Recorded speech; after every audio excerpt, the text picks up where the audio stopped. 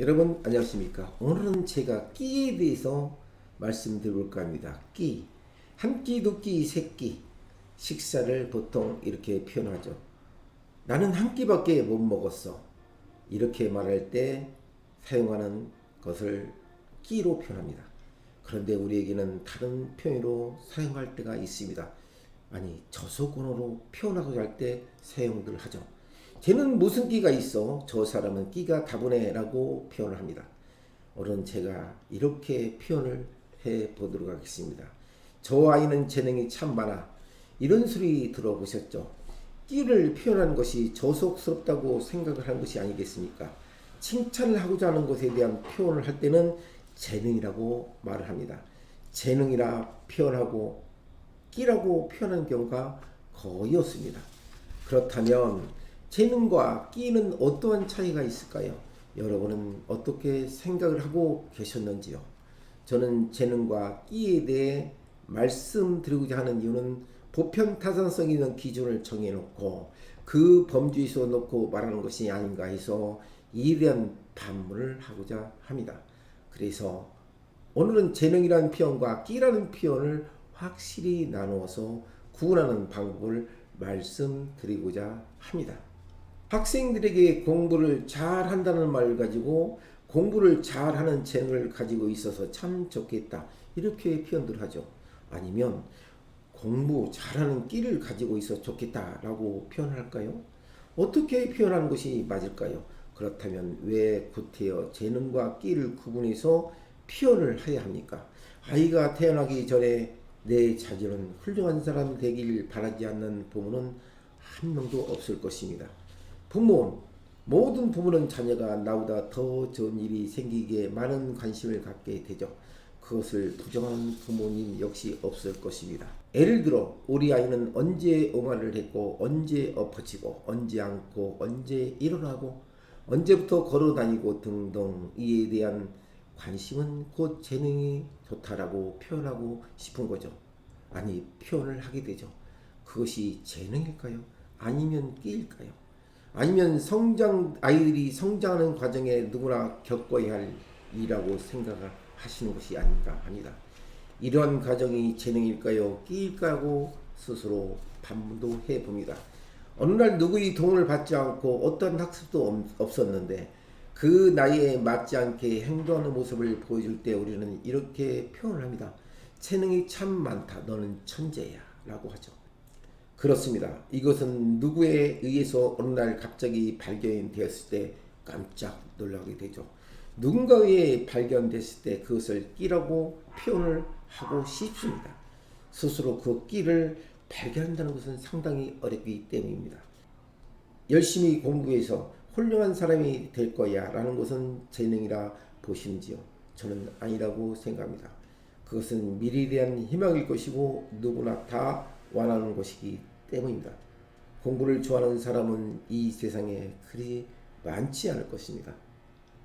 그런데 공부를 열심히 해서 훌륭한 사람이 된다면 누구나 다 할 수 있는 것이 아니겠습니까? 그리고 무엇을 열심히 하겠다는 것일까요?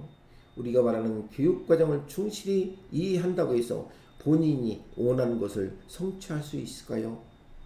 그러나 내가 원하는 것을 찾아 열심히 해서 그것을 내 마음대로 표현할 수 있도록 하는 것, 그것이 바로 끼라고 말씀을 드리고 싶다는 것입니다. 그렇다면 재능보다 끼를 우선하여야 한다고 저는 생각합니다. 모든 사람에게 내 모습을 보여주고 또 그 보여주고자 하는 것이 바로 끼가 아닌가 생각을 합니다. 그중 중요한 것은 반드시 관심과 칭찬을 받아야 된다는 것이죠.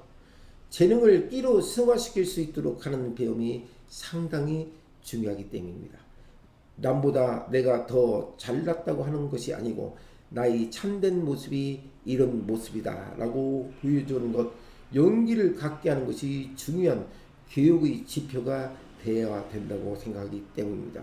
여러분, 학교 생활을 하는 학생이나 혹은 학창시절을 통해 돌이켜보면 내가 가지고 있었던 재능이 무엇이 있었나, 몇 가지가 있으나 스스로 반문해 본 적이 있을 것입니다. 저 역시 수없이 스스로에게 묻고 대답을 얻고자 했습니다. 그러나 현실에서 그것에 대한 대답과 정답이 없는 줄 알았습니다. 지금 이 순간에도 나에 대한 끼는 수없이 많다는 것을 알게 되었습니다. 학교 생활에서 학교나 기타 교육기관에서 학습이라는 것을 소중하게 생각을 하면서 끊임없이 진행을 하고 있는 것이 현재의 우리 현실입니다. 우리가 국어, 수학, 영어, 과학, 예능 등을 통해 끼를 발견했습니까? 혹은 재능을 발견했나요? 아마도 끼도 재능도 발견하지 못했을 경우도 있습니다. 단지 어떤 과정을 통해 남보다 좀 탁월하고 우위에 있다는 것은 확신을 가질 수 있었던 것은 맞습니다. 그것을 재능이라고 표현해도 될까요? 맞습니까? 일반적으로 과거에는 우리 아이 재능이 뭘까요? 묻고 그리고 누군가의 대답을 듣고자 했습니다. 그런데 요즘은 우리 애는 어떤 재능을 가지고 있어요? 라고 얘기를 하고 있습니다. 이때 혹은 우리 아이는 이러한 끼가 있어요 라고 얘기한 적이 한 번에도 있나요? 아마도 그리 많지 않으실 것입니다. 우리에게는 누구나 다 재능이 있다고 봅니다. 그것을 소화할 수 있는 능력이 있다, 없다. 또 그 재능을 발휘할 수 있다, 없다. 이것이 중요한 것이 아닙니다. 바라보는 차이에 따라서 그 가치와 높이가 다르기 때문이라고 저는 봅니다. 오늘날 재능은 수다이라는 계단을 밟고 올라가서 최고의 위에 있을 때만이 그 재능이 빛나는 것이 유능한 재능으로 착각을 하는 경우가 있습니다. 그리고 그 목표를 향해 가고 있는 게 오늘의 현실이죠. 요즘 여러분 AI라는 말을 많이 들어보셨죠? 인공지능이라고 하죠. 최근에는 또 챗 GPT 많이 들어보셨죠? 대화형 인공지능 서비스라고 불려지고 있는 것이 챗봇입니다. 챗봇이 뭡니까? 어떤 기반의 데이터베이스가 구성되어 있는 인간이 만들어내는 그런 재능을 가지고 그것을 이용하는 것이라고 봅니다. 소위 말해서 자연어 처리, NLP라고 하는데 생성 기술을 통해 사용자와 인간과 같은 대화를 나눌 수 있는 인공지능 시스템. 이러한 시스템은 고객 서비스 챗봇, 개인 비서 또는 음성 인식 서비스와 같은 다양한 애플리케이션을 활용하고 있는 것은 오늘날이 현실에 다가오고 있는 것입니다.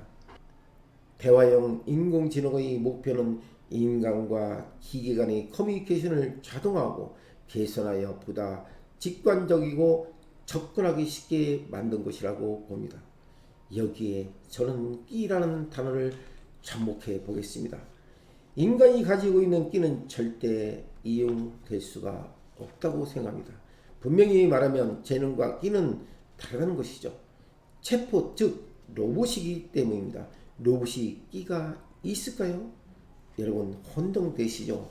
재능과 끼는 이렇게 확실하게 구분시킬 수 있는 사례를 말씀드린 겁니다. 앞으로 재능은 사라질 수 있다고 봅니다. 우리 아이가 재능이 좋다는 표현은 이제 곧 사라질 수 있습니다. 그렇다면 우리는 앞으로 어떤 것을 찾고 관심을 가져야 될까요? 학습을 통해 이루어지는 교육과정도 매우 중요합니다. 하지만 내 아이가 어떤 끼를 갖고 있는 것에 대해서 혹은 내가 어떤 끼를 갖고 있는지에 대해서 발견할 줄 아는 것이 우리의 목표가 되어야 된다고 생각합니다. 오늘은 재능과 끼에 대해서 말씀드렸습니다. 다음 시간은 우리에게 그 끼가 있을까요? 없을까요? 에 대해서 여러분과 함께 공유해 보도록 하겠습니다. 구독과 좋아요 눌러주시고 알람 설정해 주시면 저와 함께 할 수 있는 시간을 갖게 될 것입니다. 다음 시간에 뵙겠습니다. 안녕히 계십시오.